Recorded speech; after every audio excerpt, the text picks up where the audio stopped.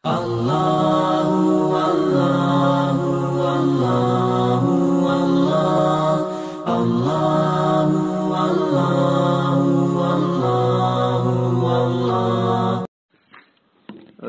لله رب العالمين أشهد أن لا إله إلا الله وحده لا شريك له وأشهد أن سيدنا ومولانا محمدا عبده ورسوله صلى الله تبارك وتعالى عليه وعلى آله وأصحابه وذرياته أجمعين. أما بعد فأعوذ بالله من الشيطان الرجيم. بسم الله الرحمن الرحيم. الطيبات للطيبين والطيبون للطيبات. صدق الله مولانا العلي العظيم. معزز حاضرین اور پس پردہ معلمات اور طالبات، آپ کا یہ مدرسہ ام المومنین سیدتنا حضرت عائشہ صدیقہ رضی اللہ تعالی عنہا کی طرف منسوب ہے.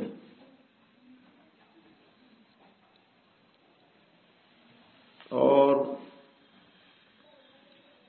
بہت اچھا کیا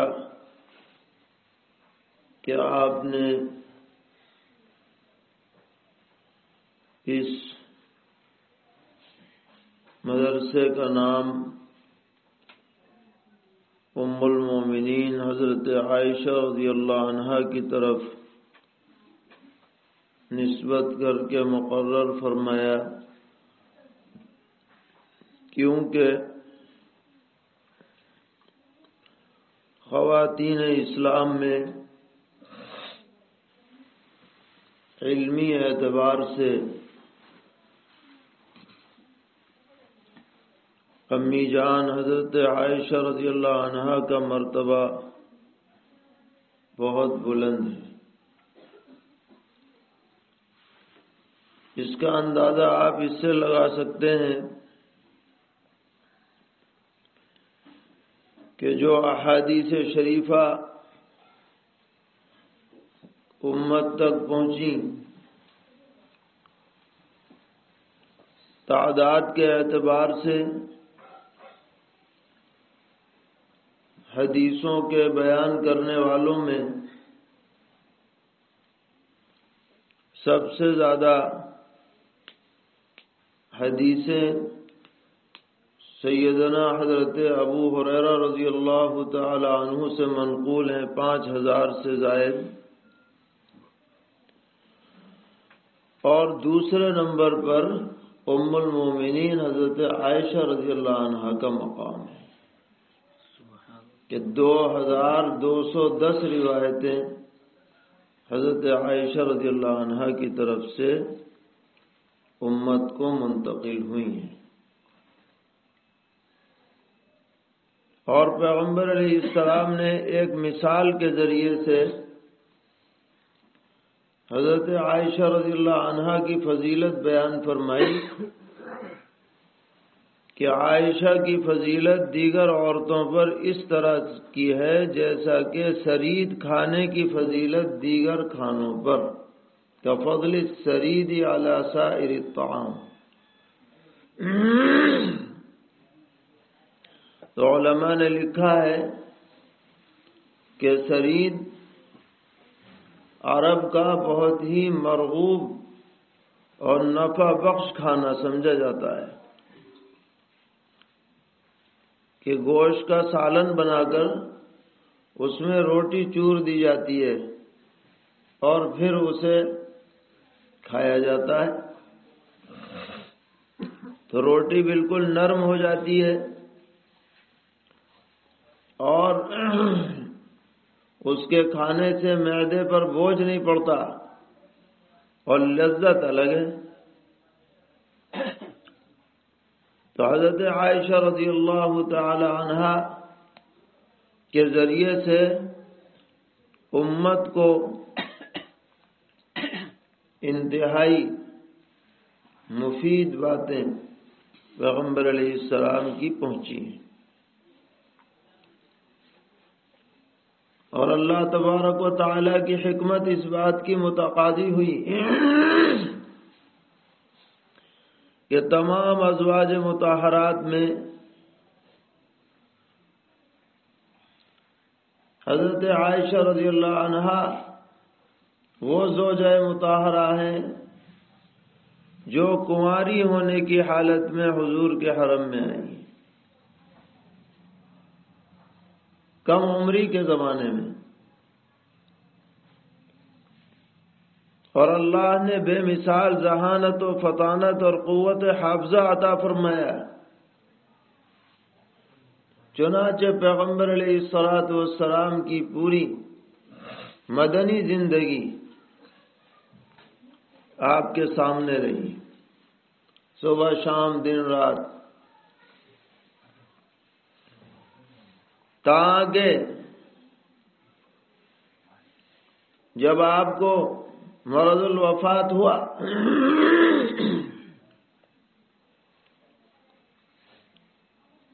تو آپ پوچھتے تھے اینا انا غدن، اینا انا غدن، کل کس کی باری ہے، کل کس کی باری ہے،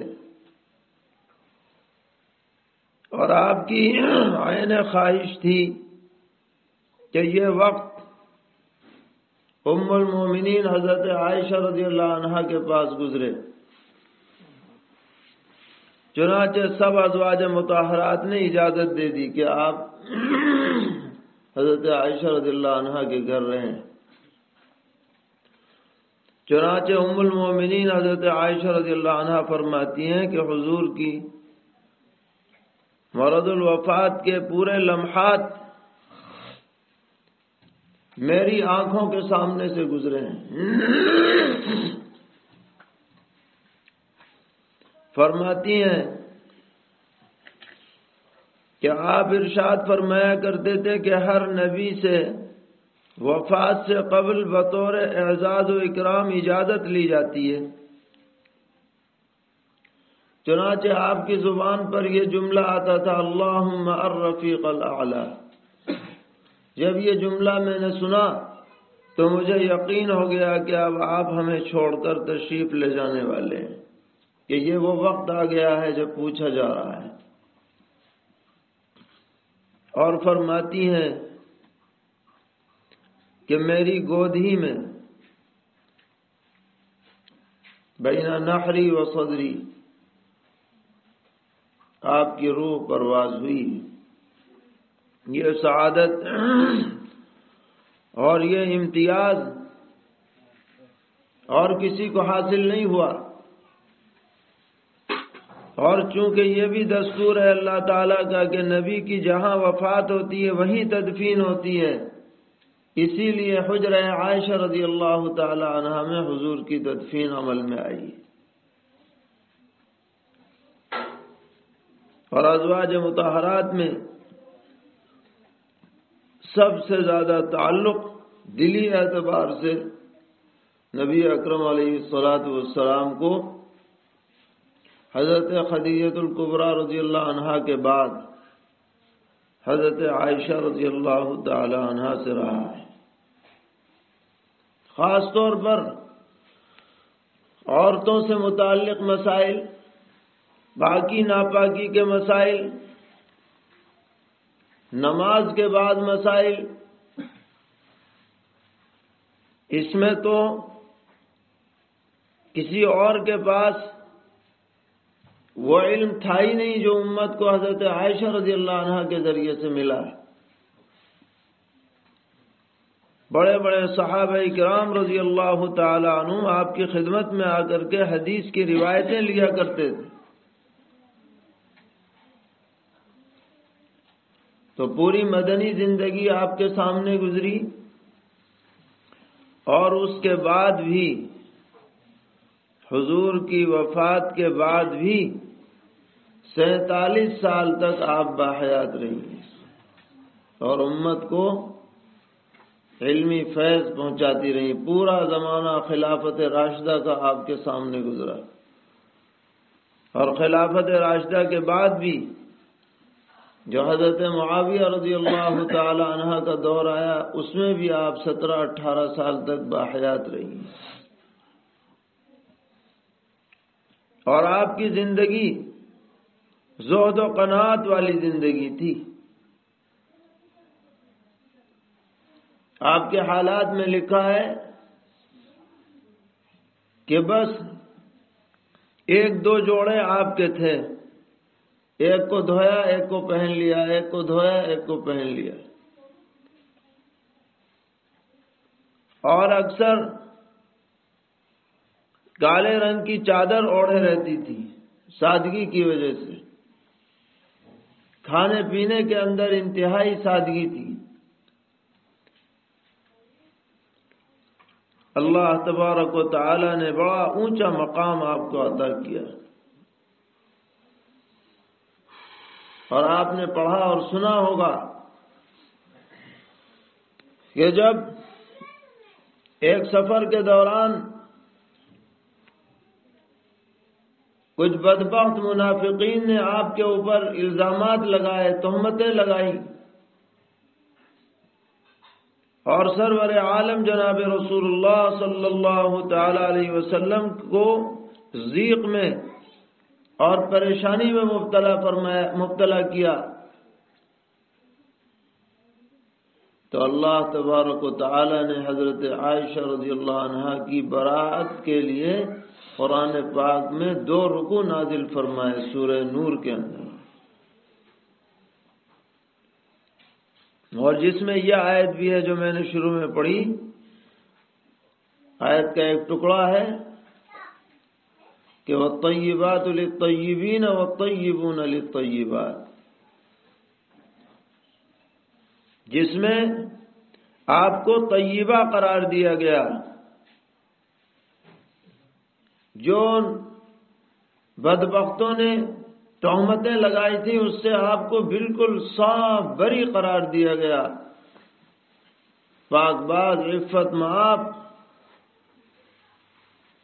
اعلی درجے کی پاک دامن خواتین میں آپ کو شمار کیا گیا، اور اس کے لیے قرآن پاک کی یہ آیت صریح۔ اسی لیے حضرات علماء نے لکھا ہے کہ آج جو شخص حضرت عائشہ رضی اللہ عنہا کے بارے میں بکواس کرتا ہے اور نعوذ باللہ ان کے اوپر تہمت لگاتا ہے، تو وہ قرآنی آیت کا منکر ہونے کی وجہ سے خارج از اسلام ہے، اسلام سے اس کا کوئی لینا دینا نہیں۔ اور میں بہت سے فضائل آپ کے بارے میں وارد ہیں، پوری کتابیں لوگوں نے لکھی ہیں، ان کی طرف آپ نے مدرسے کی نسبت کی، اللہ تعالیٰ اس نسبت کی برکت مدرسے کو عطا فرمائے۔ ویسے ہی علمی ذوق، ویسی ہی پاکیزہ زندگی، ویسے ہی اخلاق فاضلہ، زہد و قناعت، صبر و تحمل، ایسی چیزیں اللہ تعالی ہماری بچیوں کے اندر بھی، بہنوں کے اندر بھی پیدا فرمائیں۔ آج اس کی ضرورت ہے۔ تمامی خواتین و مستورات کو چاہیے کہ وہ اپنا آئیڈیل اور اپنا نمونہ ازواج مطہرات کو اور بنات طیبات کو بنائیں۔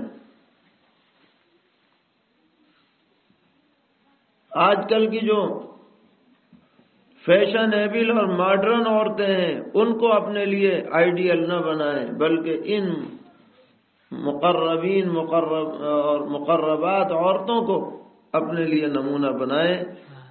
اسی میں ان کی عزت ہے، اسی میں ان کے لیے سربلندی ہے۔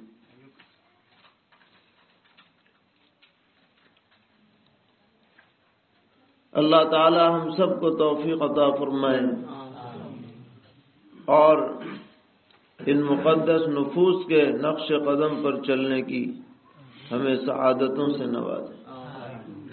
جو کوتاہیاں ہوئی ہیں انہیں معاف فرمائے اور آئندہ کوتاہیوں سے بچنے کی توفیق عطا فرمائے۔ اس مدرسے کے لیے بھی خیر و برکت کے فیصلے فرمائے، جو منصوبے ہیں اللہ تعالیٰ بسہولت پورے فرمائے۔